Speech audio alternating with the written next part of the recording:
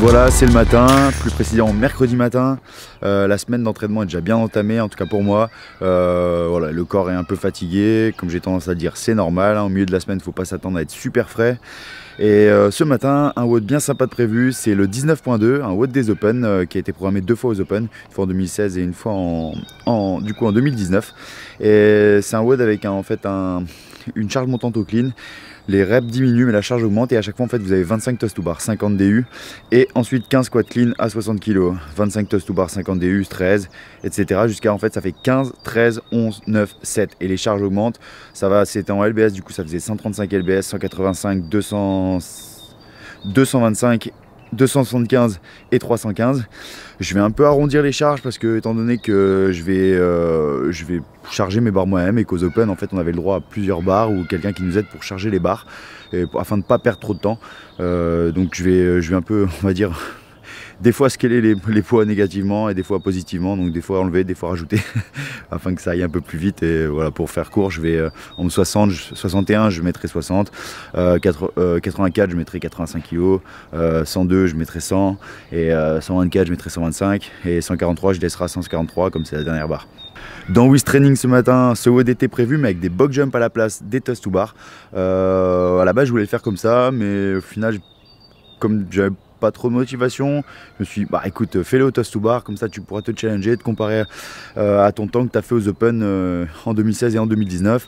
Et voilà, c'est toujours sympa d'avoir ces petites motivations et de voir où on en est, même si on est fatigué. Hein, j'ai conscience que c'est le milieu de la semaine, que je suis un peu fatigué et que voilà, je suis pas en état de super forme, mais voilà, donc c'est toujours fun, ça te donne un petit piquant en plus, de la motivation et en tout cas pour ma part, voilà, c'est un bon challenge et ça me motive. Allez, on envoie l'intro et c'est parti pour le WOD.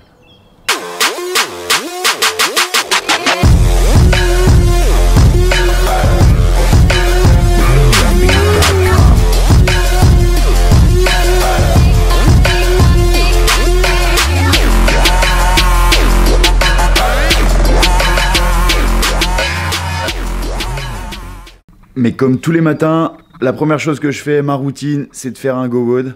Voilà, je alterne ensuite bien un pré-WOD ou le daily go WOD. Voilà, c'est vraiment une routine, c'est quelque chose dont j'ai besoin pour commencer ma journée d'entraînement. Et je sais que sans, c'est toujours compliqué. Donc voilà, je prends le temps, c'est une routine. Ça s'est installé dans le temps et voilà, j'essaye de la respecter à chaque fois. En tout cas, j'en ai besoin et je prends plaisir à faire ma routine go WOD tous les matins. Donc c'est important et voilà, ça permet de se préserver des blessures, de bouger mieux et surtout d'avoir une routine de mobilité, parce qu'une routine de mobilité c'est très important et surtout d'avoir une routine qui varie. Je finis mon go WOD, je m'échauffe et c'est parti pour le WOD.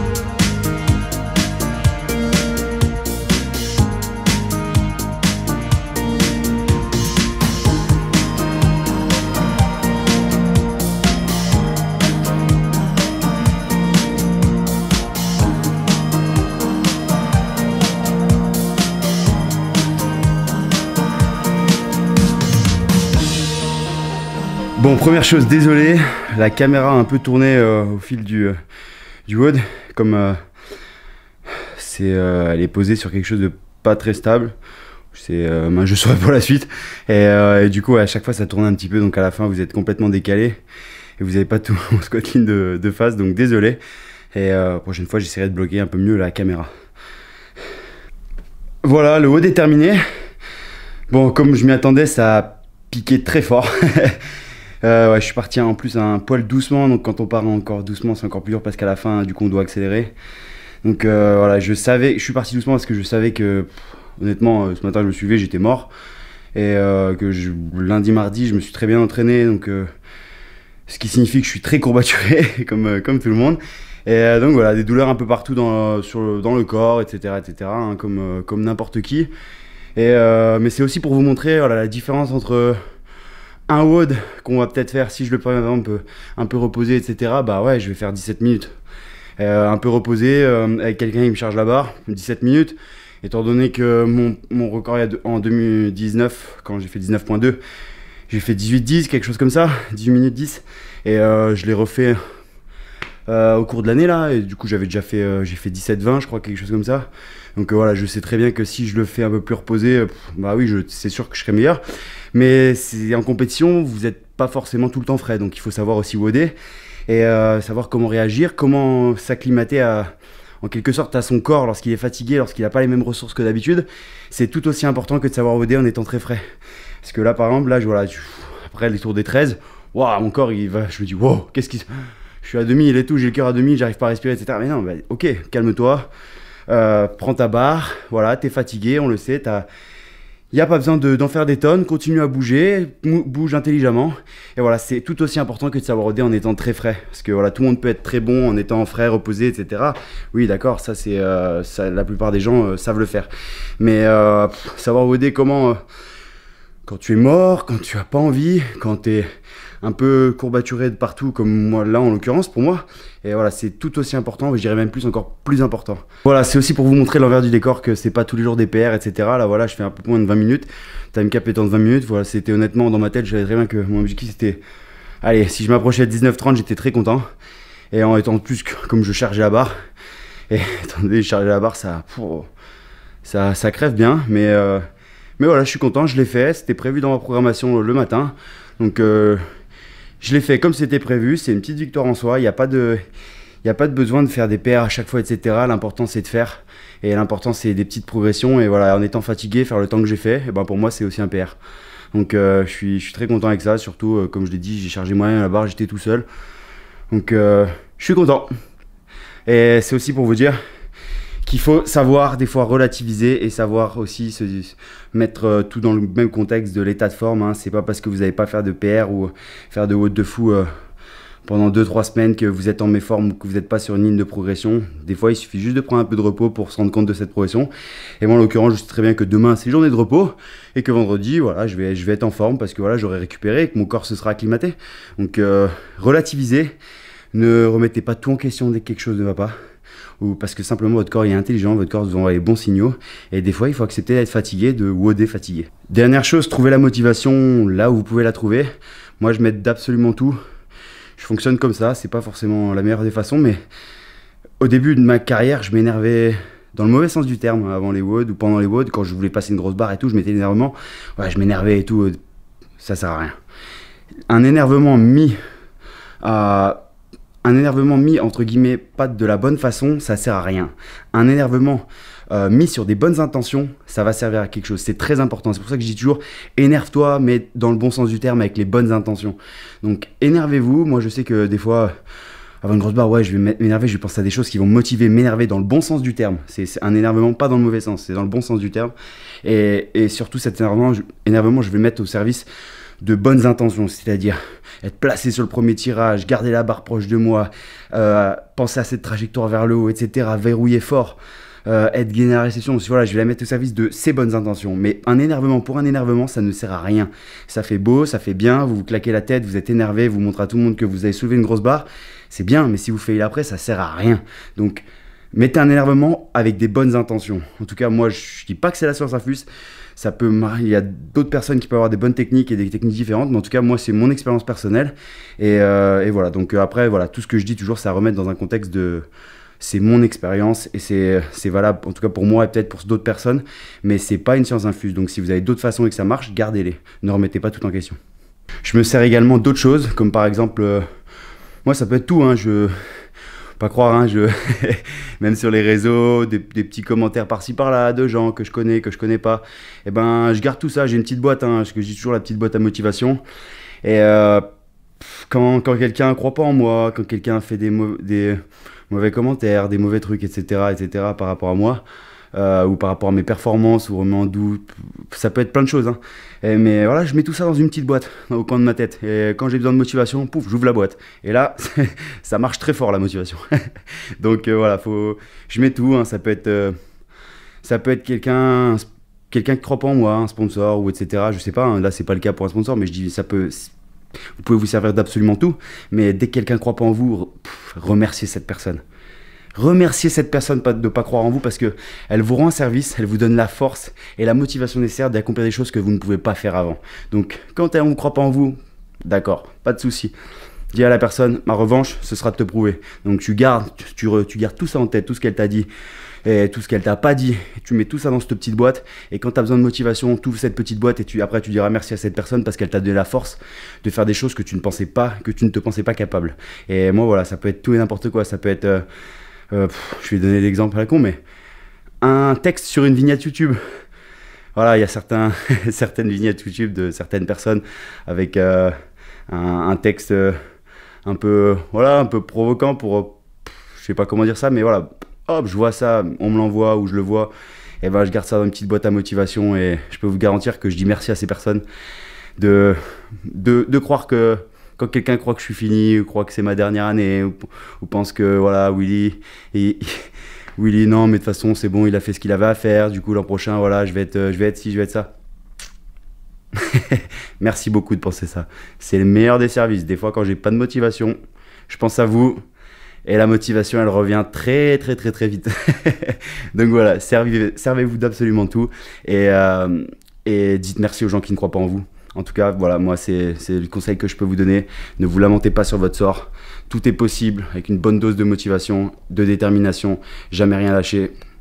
Tout est possible. Croyez en vous et ne laissez jamais quelqu'un vous dire ce dont vous êtes capable parce que il y a seul vous qui... Même vous ne le savez pas et il y a juste le temps qui pourra le dire.